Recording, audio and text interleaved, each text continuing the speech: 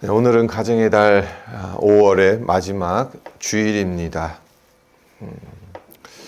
우리 성도들의 가정이 주님 은혜 안에서 늘 평안하기를 기원합니다.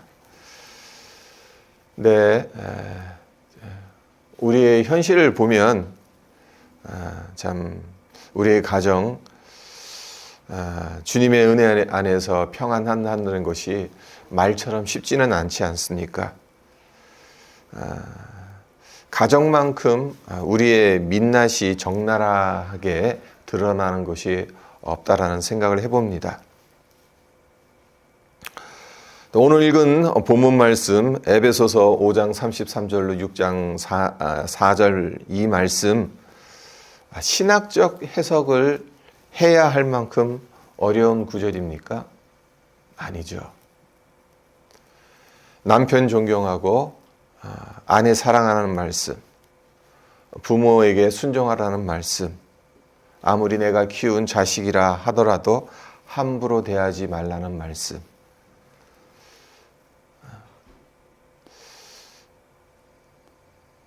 주님을 믿는 우리 성도들만 아는 것이 아니죠.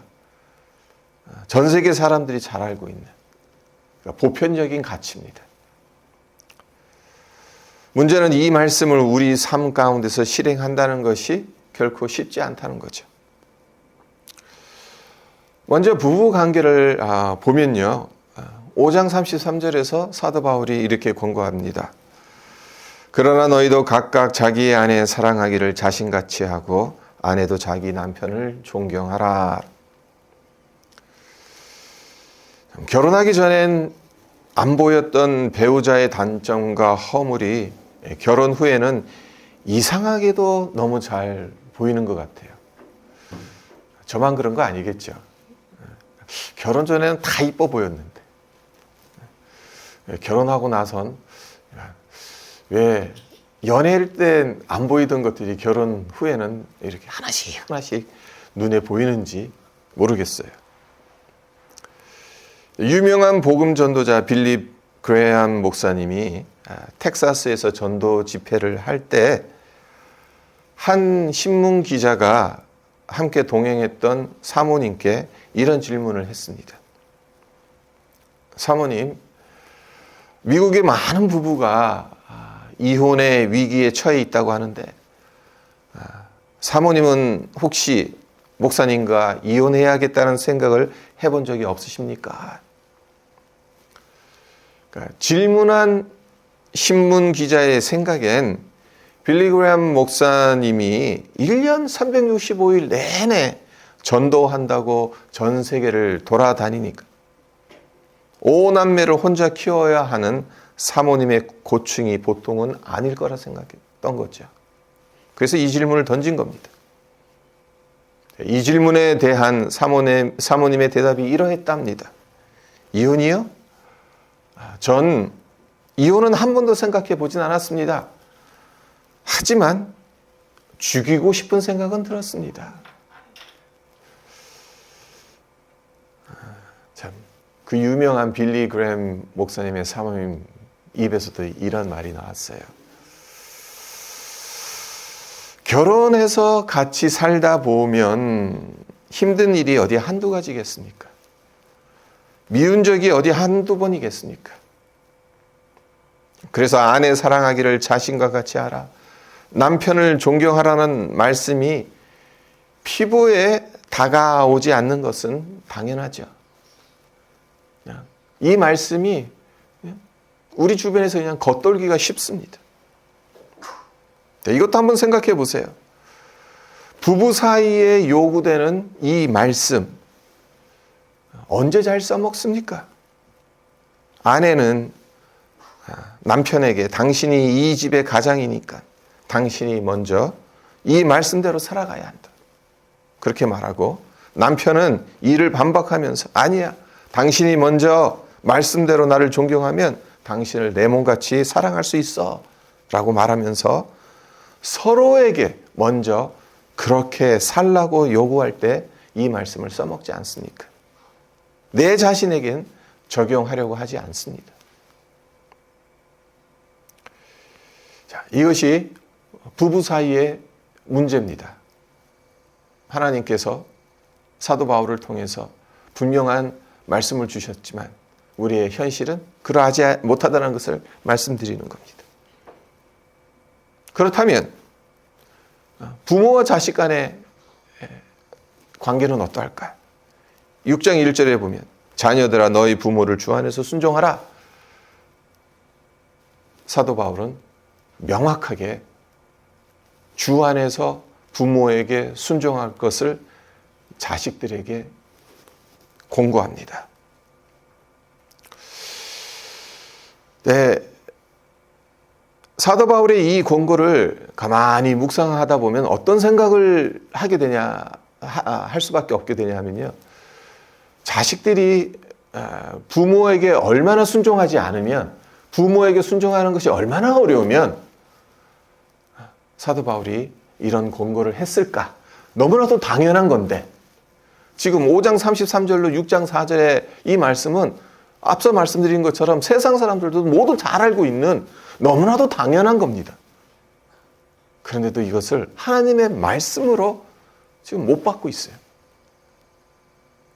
이렇게 살아간다는 것이 쉽지 않다는 거죠. 이 세상에 청개구리들이 왜 그리 많은지 모르겠습니다. 저희 집에도 다 큰 청개구리 3마리가 있는데 아무래도 저를 닮아서 그런 것 같아요. 제가 청개구리니까 당연히 자식들도 청개구리겠죠. 전 청개구리가 아닌데 자식들은 청개구리인 게 맞다면 뭐가 잘못돼도 잘못된 것이겠죠.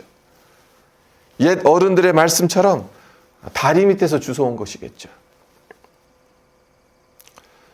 모든 인간은 본성적으로 청개구리입니다. 말한 대로 하지 않고 그 반대로 하는 습성을 가지고 있습니다.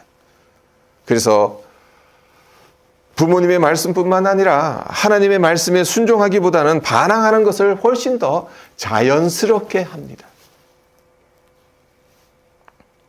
그래서 자식이 부모에게 순종하는 것, 이게 쉽지 않다라는 것 말씀드린 거죠. 이제 4절로 넘어가서 보면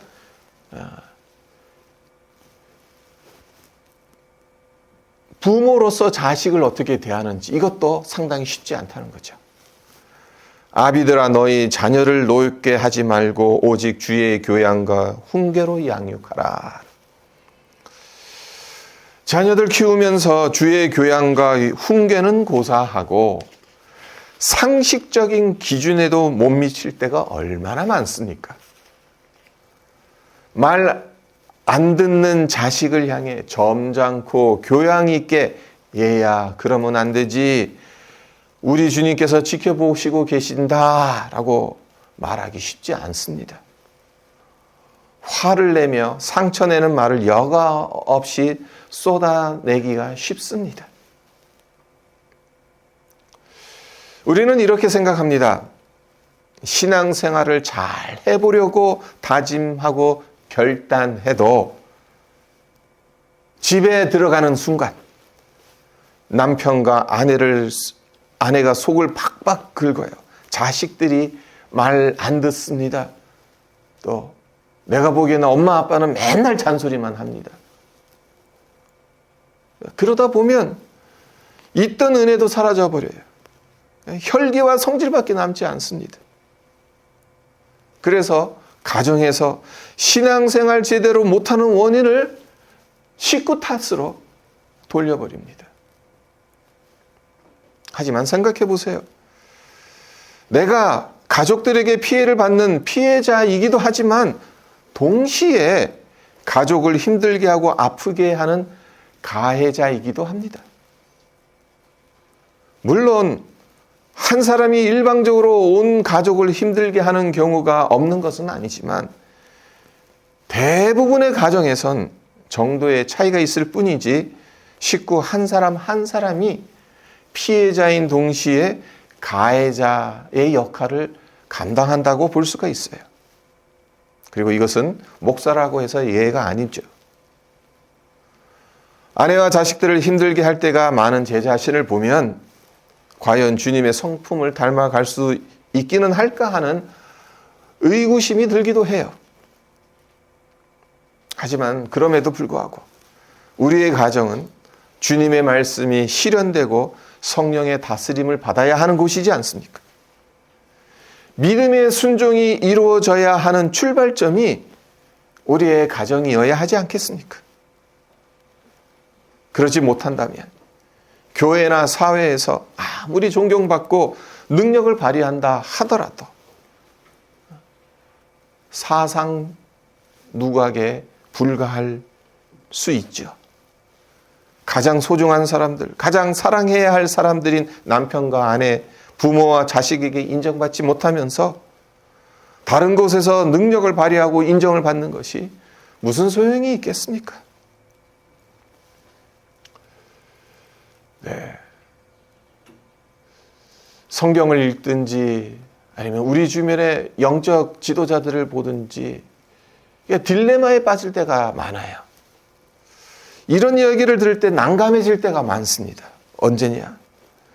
교회와 사회에 엄청난 영향력을 끼친 믿음의 거인들이 가정에서는 그렇지 못하다는 이야기를 들을 때 참으로 난감해져요.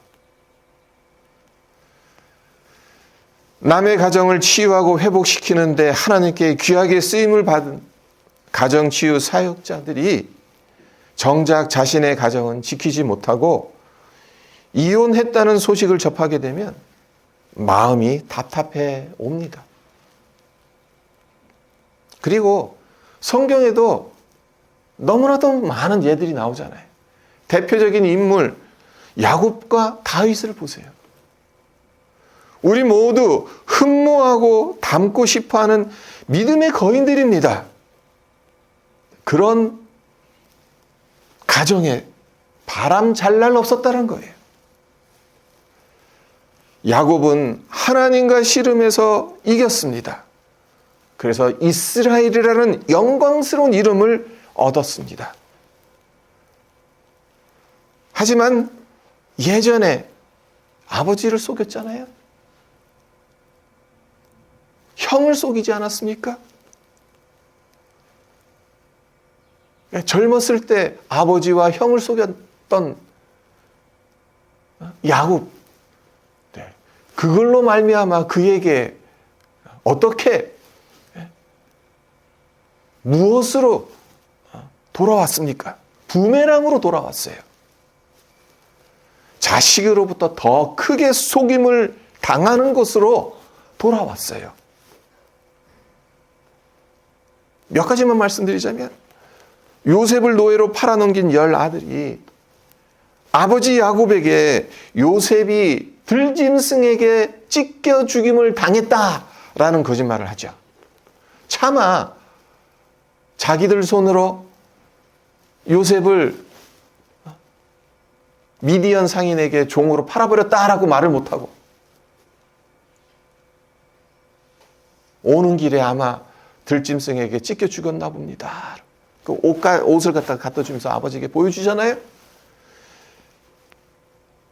야곱이 아들들의 말을 믿을 수밖에 없잖아요. 증거도 있고. 그러는 바람에 어떻게 됩니까?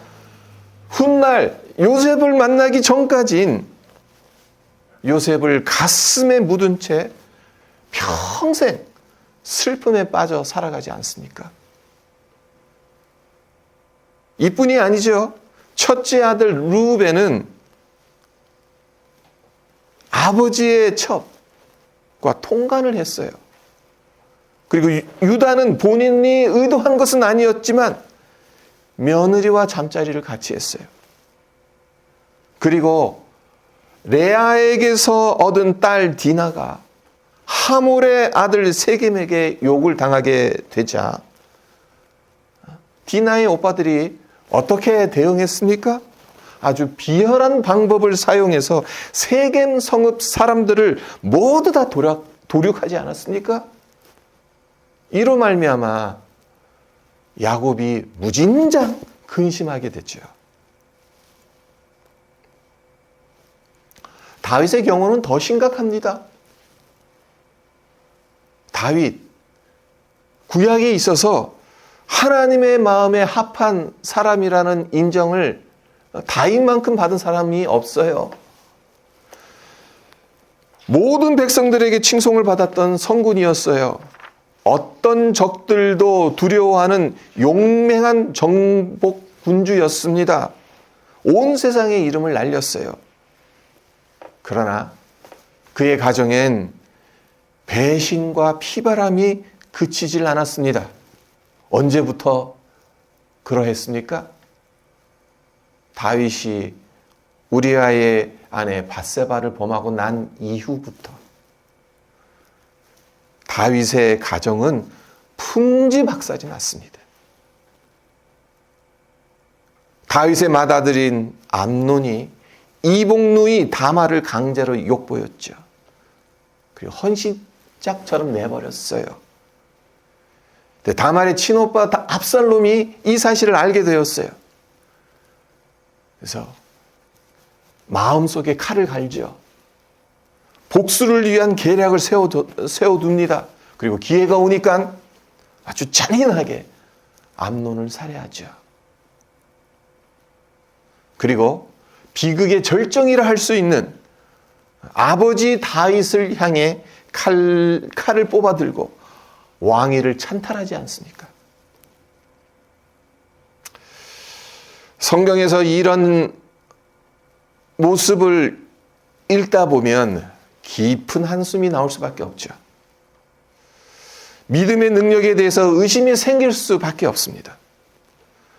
하나님을 믿는다는 사람들도 별거 아니라는 비웃음거리를 세상 사람들에게 제공하는 것처럼 보입니다. 그래서 우리 같으면 이런 내용들은 삭제해 버려야 좋을 것 같다는 생각을 하죠. 하지만 성경은 믿음의 선진들이 범했던 이러한 치부를 사실 그대로 가감없이 기록합니다. 왜 그렇게 하는 것이겠습니까? 믿음의 거장들도 실패했으니까 우리 역시 그래도 된다는 면죄부를 주기 위해서입니까?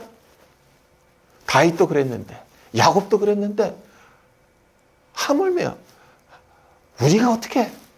에이, 우리는 우리가 그렇게 해도 괜찮아.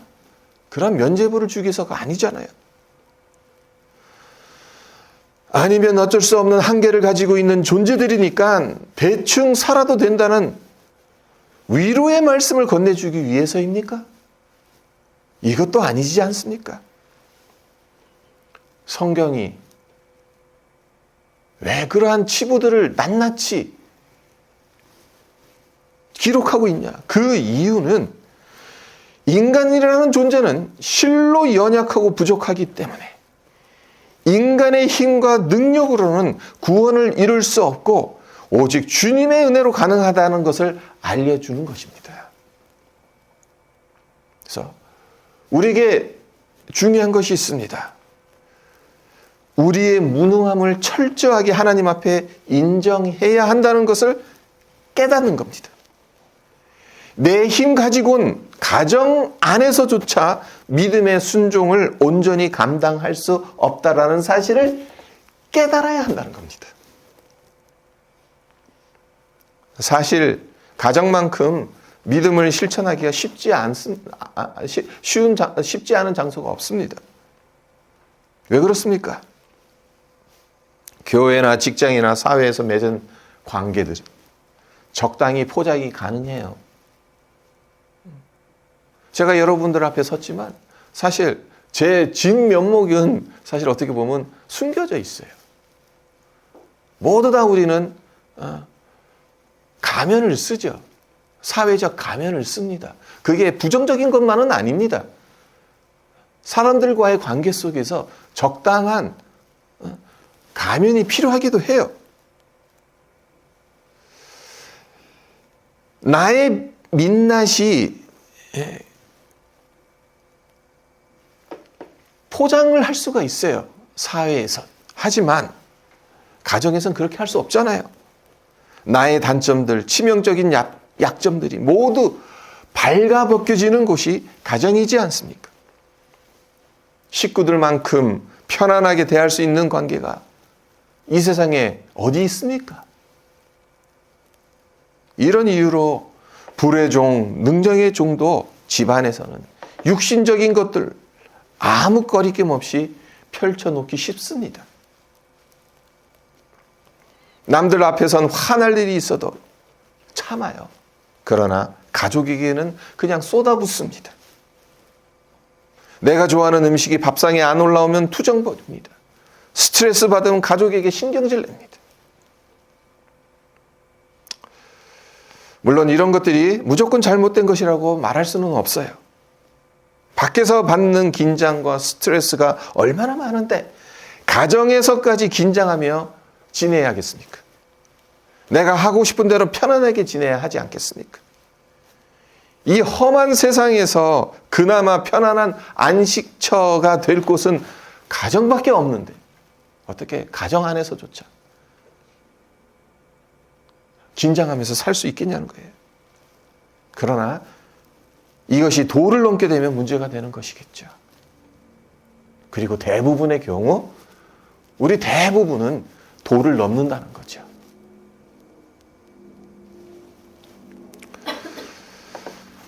말씀을 맺겠습니다. 우리 중에 어느 누가 나쁜 의도로 가족을 힘들게 하려 하겠습니까? 어느 누가 소중한 남편과 아내 그리고 자식들, 부모에게 상처를 주고 싶어 하겠습니까? 아무도 없습니다. 마음만큼은 모두 잘해주고 싶습니다. 하지만 우리 안에 존재하는 모난 기질과 성품이 가족들을 찌르고 아프게 하는 게 문제죠. 가족은 편안하고 늘 내 곁에 있는 존재들이라서 참 소홀히 대하기 쉬워요. 하지만 이 세상에서 가장 소중한 존재가 식구들이지 않습니까? 목회자에게도 남들에게 말 못할 가정 안에 아픔과 상처가 있기 때문에 사실 가정에 관련된 말씀을 드리는 것이 쉽지는 않습니다. 가정보다는 교회와 하나님 나라의 우선순위를 두는 것을 당연하게 생각해서 가정을 소홀히 여기기 쉽기 때문에 성도들에게 자신 있게 가정생활은 이렇게 해야 합니다라고 말씀드리는 것 어렵습니다. 저도 구원을 받았고 예수님을 믿고 섬기는 목회자지만 죄인입니다. 구원받은 죄인입니다. 제 안에도 육신적인 성질과 성품들이 너무 많습니다. 하지만 그럼에도 불구하고 여러분들에게 말씀을 전해야 하는 이유가 있죠. 하나님의 명령이기 때문에 그렇습니다. 남편은 아내 사랑하기를 자기같이 하고 아내는 남편을 존경해야 한다는 말씀. 자녀들은 부모를 주 안에서 순종하고 부모들은 자녀를 노엽게 하지 말고 오직 주의 교양과 훈계로 양육해야 한다는 말씀. 하나님의 준엄한 명령입니다. 비록 우리 스스로는 이 명령을 지키는 것이 참 어렵지만 성령의 인도하심을 구한다면 가능할 것이라고 믿습니다. 나의 모난 성질이 내 속에서 이렇게 올라올 때마다 주님 도와주십시오. 욱하는 제 성질 나오려고 하네요. 그래서 내 남편, 내 아내, 내 자식, 내 부모에게 상처 주려고 하네요. 하나님, 저는 이 성질머리 고칠 수 없습니다. 하나님께서 고쳐주십시오. 하나님, 제 안에 정직한 영을 창조해 주십시오. 제 안에 정한 마음을 새롭게 해 주십시오. 주의 성령으로 저를 감싸주셔서 이 성질머리가 주의 은혜 안에서 덮어지게 해 주십시오.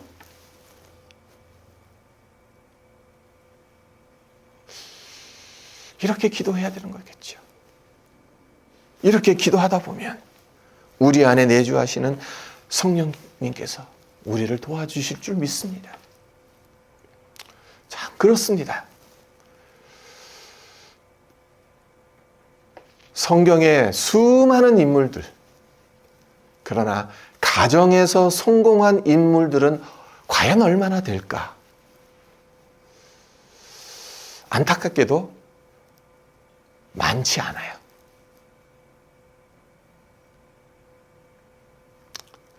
네, 그 적나라한 그 치부들을 성경은 그대로 적어 나가고 있습니다.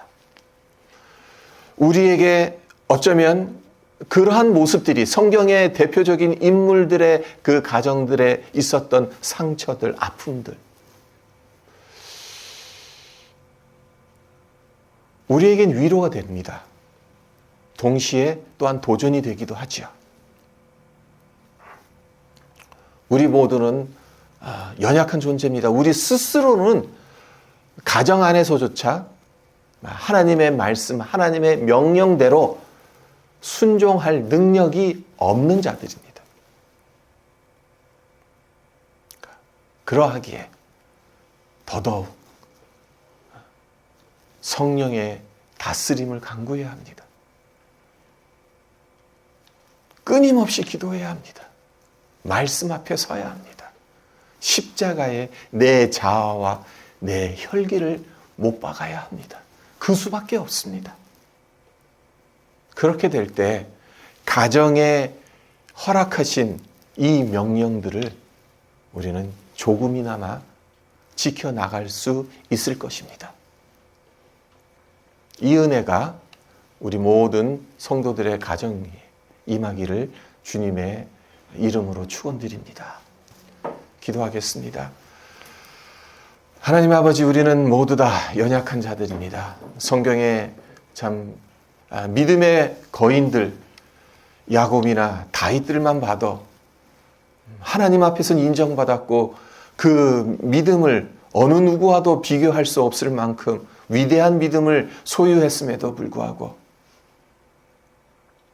참 가정 안에 얼마나 많은 상처들이 있었는지, 얼마나 많은 아픔들이 있었는지, 우리의 가정 또한 그러하지 않습니까? 가장 소중하게 여겨야 되고 가장 사랑해야 되는 가족들에게 상처를 주고 아픔을 줄 때가 얼마나 많은지 모릅니다. 남편은 아내에게, 아내는 남편에게, 부모는 자식에게, 자식은 부모에게 하나님의 말씀대로 순종하지 못하고 그로 말미암아 서로에게 아픔을 주고 상처를 주면서 살아갈 때가 너무나도 많습니다. 주님 불쌍히 여겨주셔서 우리의 마음속에 새로운 영을 창조하시고 하나님 정말 항상 하나님의 영을 허락하여 주셔서 우리 힘이 아닌 성령의 도우심으로 하나님 정말 주님께서 명령하신 하나님 그 명령들을 가정 안에서부터 지켜나갈 수 있도록 도와주시옵소서. 그래서 은혜가 넘치고 축복이 넘치고 사랑이 넘치는 그러한 성도들의 가정으로 주님 앞에 설 수 있도록 도와주시옵소서. 감사드리며 예수님의 이름으로 기도합니다. 아멘.